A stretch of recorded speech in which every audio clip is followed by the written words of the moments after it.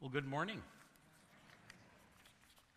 You know, one of the things you may or may not know about Monica and I is that we really enjoy spending time at our Winnipeg Zoo. We've had a membership there for many, many years, and at least a couple times a week when we are looking for a place to go for a walk, Monica and I will end up there. I also spend, here's a little secret, I also spend most Monday mornings there.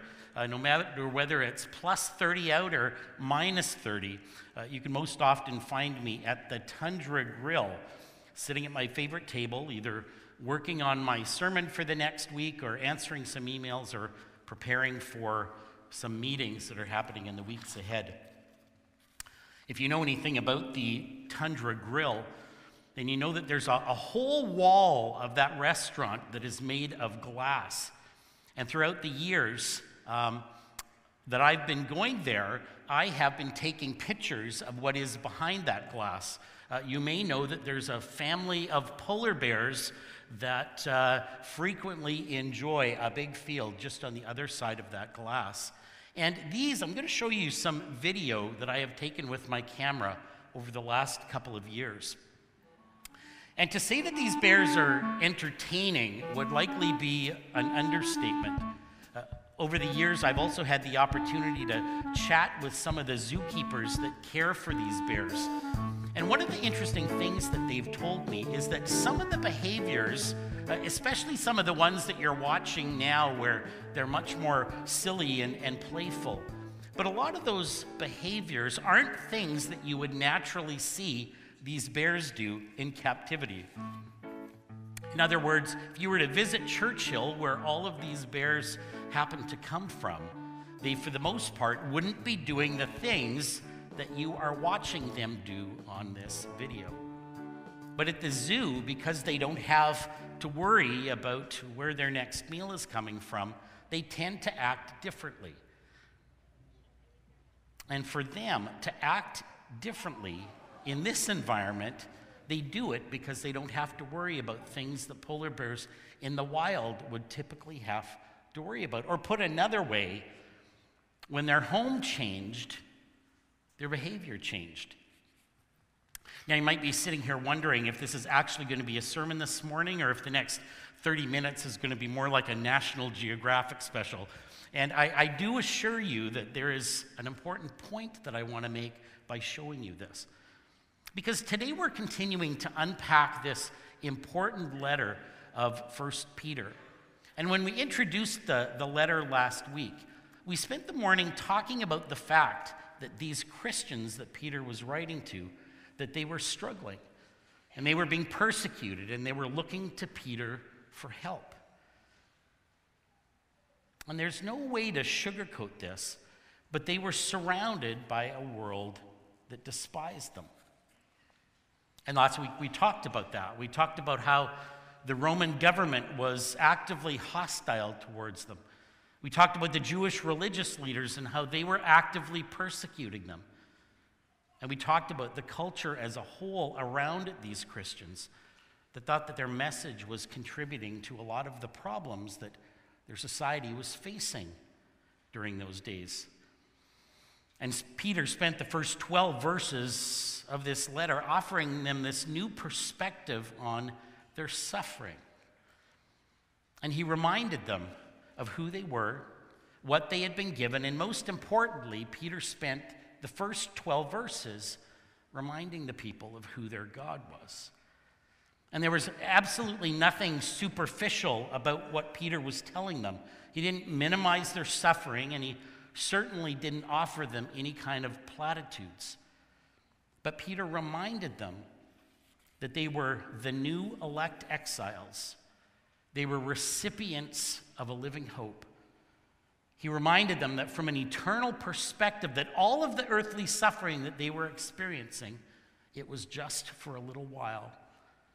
And he reminded them of the beautiful mystery that was their salvation. That was last week, and in verse 13 to 25 of chapter 1, the passage that we're going to be unpacking together today, Peter is about to make a shift.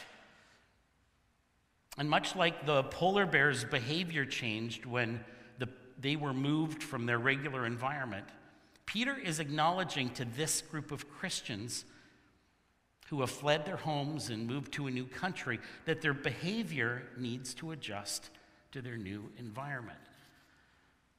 In the first part of the chapter, Peter offered them a new way of looking at their suffering.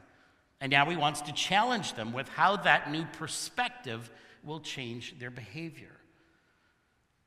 And the thing that I want to point out here is that Peter is telling them that when their perspective changes, and when they learn what it means to embrace this new living hope that he talked about, then the result of that will be that our behavior will change towards the culture that is around us.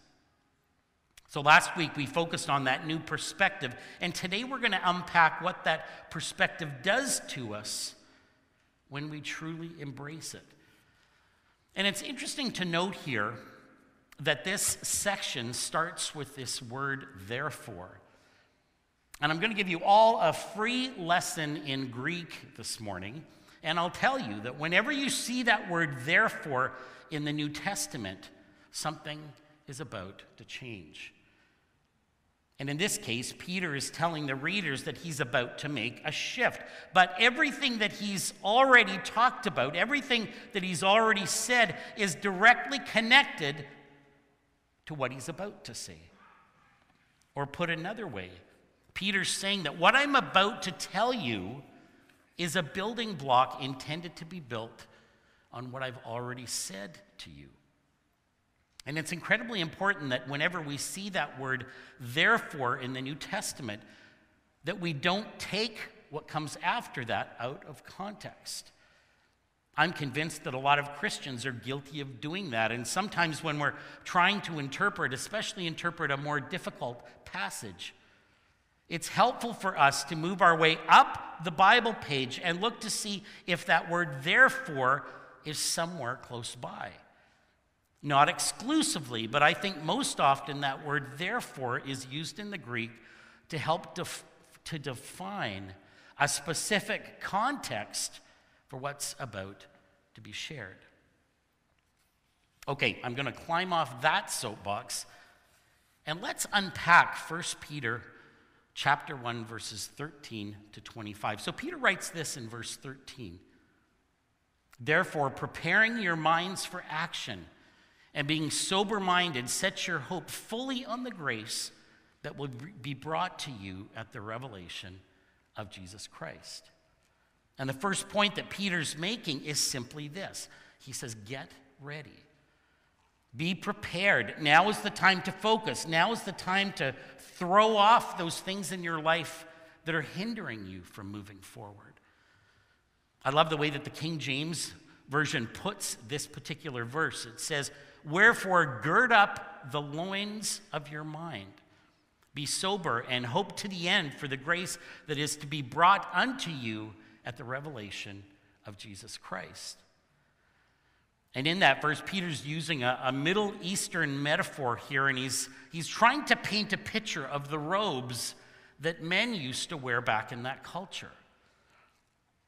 And if you can imagine wearing a robe that was a bit tighter around the legs, Peter's reminding them that in order to be able to run in those robes or do heavy lifting or some other kind of exercise, in order to do that, you have to lift it up, wrap it around your waist, and tie it off so that your legs can be free to move.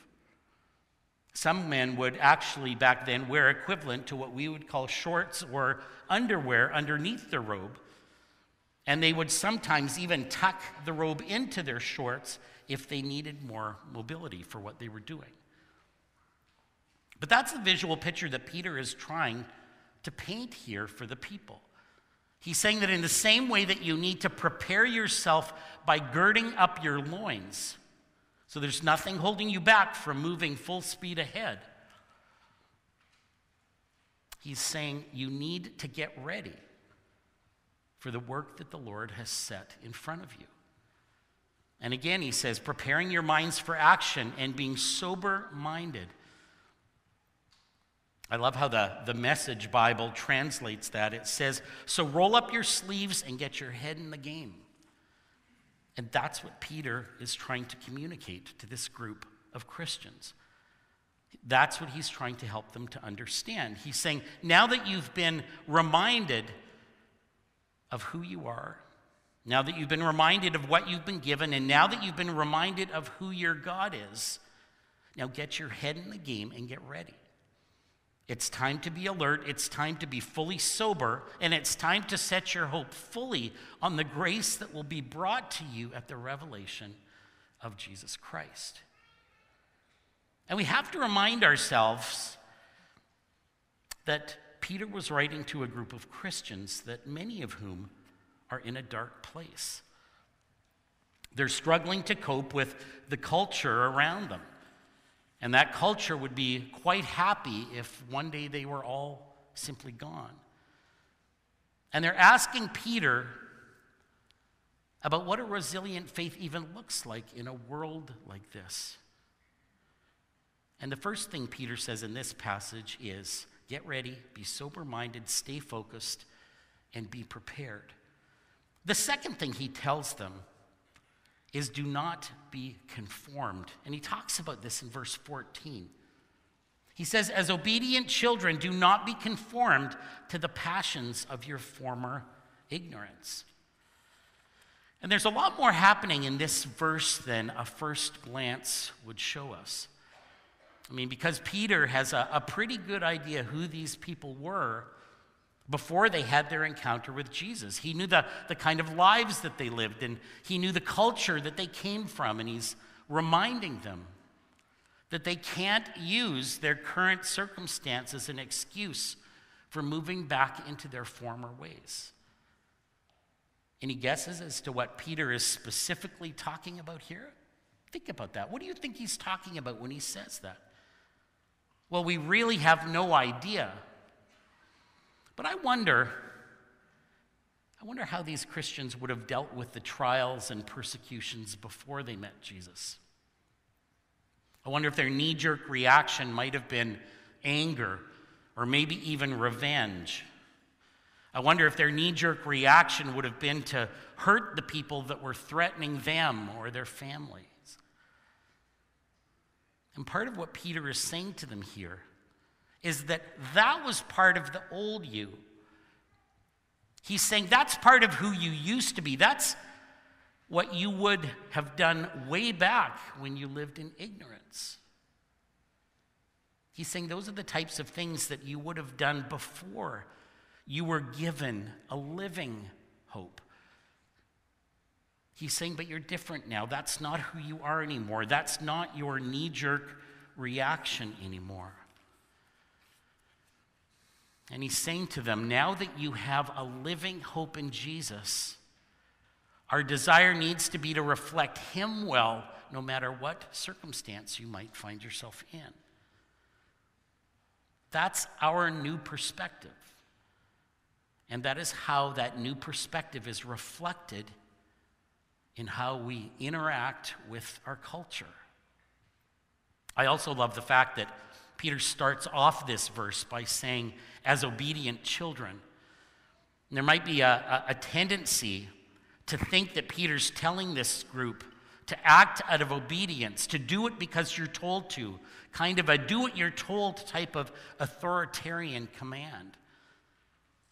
But I really don't think that's the point that Peter is trying to make here. I really think that Peter is saying, out of a love and respect for all that God has done for you, and as obedient children would do, honor the God who has given and sacrificed so much for you by being obedient.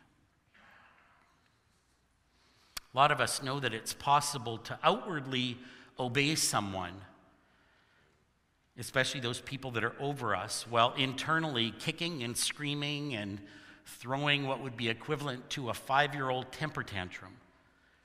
But that's far from what Peter is asking this group of people to do. He's saying to them, as obedient children do to a parent that they love and honor. He says, don't slip back to your former habits and tendencies. He's saying you've come so far and you've grown so much. Let's not minimize the work that he has already done in our life by slipping back into those things that were part of the old self. He says, get ready, be sober-minded. He says, stay focused, be prepared. And now he's saying, do not conform to the passions of your former ignorance. But he also goes on in verse 15 to remind them of something else that truly is a foundational theme of this letter. Peter reminds them to be holy. And I don't want us to lose sight of the fact that holiness truly is a central theme of this letter. And in verse 15, this is how Peter words it. He says, but as he who called you is holy, you also be holy in your conduct. Since it is written, you shall be holy, for I am holy. And holy is one of those words that we tend to hear used a lot, but it can be a hard one to wrap your head around just what it is that it means. As someone who has counseled a number of individuals who've been victims of what I would call spiritual abuse, holiness to a lot of these victims is something that they associate with guilt and with shame for not meeting up to a human standard. And although we often associate that word with our outward behavior, whenever it is used in the New Testament, the word holy means set apart for a greater purpose. Just think about that for a minute. Set apart for a greater purpose. And I want you for a minute just to put yourself in the shoes of those first readers that would have been hearing these words from Peter. Imagine being part of one of those persecuted faith communities. Imagine meeting week after week and gathering to worship, to pray, to learn together, and to share in your similar trials and struggles. And imagine that that's the community that you draw strength from. And in every sense of the word, this is your spiritual family. Imagine that one day the leader at your gathering stands up and says, we've received a letter from the Apostle Peter. Yes, that same Peter that walked with Jesus, that same Peter who was an eyewitness to his death and his empty tomb. That same Peter that witnessed their resurrected Lord. That same Peter who Jesus commissioned with an important role in the early church. Yes, that's the guy who had just written you a personal letter. It's not hard to imagine the leader standing up, opening the letter, and maybe even seeming a little nervous before he read it. Because as we know, sometimes these letters are encouraging, and other times words can be harsh and direct. But either way, they're always filled with a truth that we need to hear. Imagine listening as the letter is read and hearing Peter remind you that you are elect exiles, that you are recipients of a living hope, that you are the recipients of this beautiful mystery that is your salvation. And you're sitting there listening, and you're soaking this all in. And then imagine him getting to the portion of this letter, and you're sitting there after a week of experience the difficult realities of living in a world that hates you. And you hear these words read to you. But as he who called you holy, you also be holy in all your conduct. Since it is written, you shall be holy, for I am holy. And you are reminded that holy means set apart for a greater purpose. And you're reminded that you're not just going through these struggles and trials and this persecution, but that you have been set apart for a greater purpose. You're not just being persecuted by the government and the religious leaders and the culture, but you have been set aside for a greater purpose. And I really don't know what you're going through this morning, but if you walk out of here today with nothing else, please know that what you are going through might just be because you have been set apart for a greater purpose. And Peter goes on, and fourthly, he reminds them that as God's elect exiles, he says, live your lives in reverent fear. And starting in verse 17, this is what he says. And if you call on him as Father who judges impartially according to each one's deeds, conduct yourselves with fear throughout the time of your exile, knowing that you were ransomed from the futile ways inherited from your forefathers, not with perishable things such as silver or gold, but with the precious blood of Christ, like that lamb without blemish or spot. And in this section, Peter is going back to this idea that everything they have around them, their new country, their new jobs, their new culture, their new homes, that none of that represents their true home because they are foreigners. And he's asking them to take their eyes off their suffering and to realize that the only true and just judge will one day make all things right. He's reminding them that they don't need to act like they would have in their former way of life. They don't need to seek revenge. They don't need to scheme and plot against those who are persecuting them and those who are the cause of their suffering. Peter is saying, leave all that to the one who judges impartially. I love the way the NIV puts this. It says, since you call on the Father who judges each person's work impartially, live out your time as foreigners in reverent fear.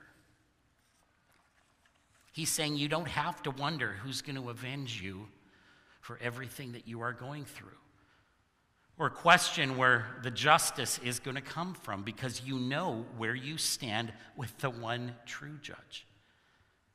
And he says the price for your wrongdoings has already been paid, and he reminds them of it. He says, knowing that you were ransomed from the futile ways inherited from your forefathers, not with perishable things such as silver and gold, but with the precious blood of Christ, like that of a lamb without blemish or spot. The Greek word here that's translated as exile in the passage can also be interpreted as meaning outsider or foreigner. And one of the commentaries that I read on this particular passage drew that direct connection between the use of this word foreigners and outsiders and what these early churches were experiencing with what the Israelites went through as foreigners and outsiders and strangers in Egypt. We talked a little bit about that last week. And there's a lot of truth to that, because Peter's already called them, in essence, the new elect exiles. And he's carrying on with this idea by reminding them that there's an implication to being God's chosen and being part of the new elect and being called holy. And there's a living hope that can be found in the midst of our suffering. When we understand that we've been set apart for a greater purpose. Well, the fifth and final point that Peter wants to get across to this group of struggling Christians is found in verses 22 to 25. And he says this to them. He says, having purified your souls by your obedience to the truth for a sincere brotherly love, love one another earnestly from a pure heart, since you have been born again, not of perishable seed, but of imperishable, through the living and abiding word of God. So here Peter is saying, love one another from a pure heart. And it's so interesting to me that Peter closes off this section of this letter by now talking about their relationships with one another. You know, when stress and pressure are prevalent, when struggles and persecution and trials seem to be everywhere, what's the first thing to often go? It's our relationships, isn't it? One of the first things that starts to break down oftentimes is our relationships. And sometimes it's the relationships to the people that we're closest to. I have no way of knowing this, but I have a hunch that these words that were flowing off Peter's pen at this moment, that there was a specific situation that he was likely thinking of. And I want you to notice that this command is actually a command to go deeper. He starts off by saying, having purified your souls by your obedience to the truth for a sincere brotherly love, implying that their love for one another is already there. He now says, love one another earnestly from a pure heart. And he's telling them here to take their love for one another to a deeper level. You know, we talk about this in our church's mission statement. We are a church that wants to nurture followers of Jesus through healthy and loving relationships with one another. You know, we're a church that believes that if you want to take your relationship with the Lord and your relationships with your spiritual family to the next level, then the best option for you is to get connected. Get connected in a life group where you can learn what it means to love one another earnestly from a pure heart. And it's our desire as a church to be like that early church. That early church understood that we're all exiles, we're all strangers, we're all foreigners in a strange land. Maybe we're all immigrants here. Because this building and this community and this city and this country, my friends, if we embrace this living hope, then we understand that this is not our home. And I love that Peter concludes this section with a quote from the prophet Isaiah, because it's really a summary of a lot of what we've just talked about.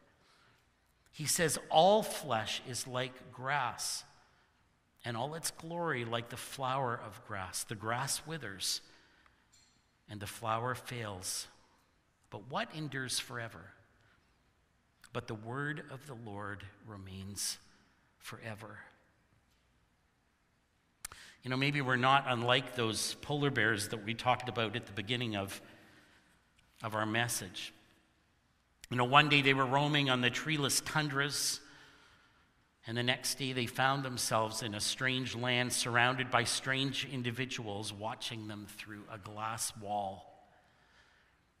And make no mistake this morning, you are being watched. And maybe God is trying to show us something. It's my prayer that God will give us what we need, as he did to those early Christians, to represent him well in whatever context you find yourself in this morning. We all know that our society, sometimes it's hostile. Sometimes it's curious about our message.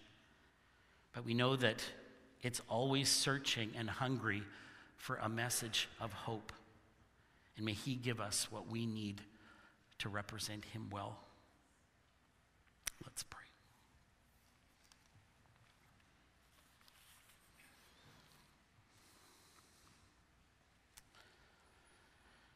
Lord, that is our prayer this morning, that you would give us what we need to represent you well to the world around us. Lord, you know the hearts of the people who are here this morning. You know the realities of what they are going through. This morning, I want to ask specifically for those who maybe can relate to this group of people that Peter's writing to who has been persecuted and struggling, who is going through various trials. And Lord, I pray that as we have studied in your word this morning, I thank you that you give us a different perspective and that there are implications to truly embracing that perspective. Father, help us to take that next step. Help us to make that shift and live as people whose only concern it is how to represent you well in the world that you've placed us in. Jesus, we commit that to you. In your name we pray. Amen.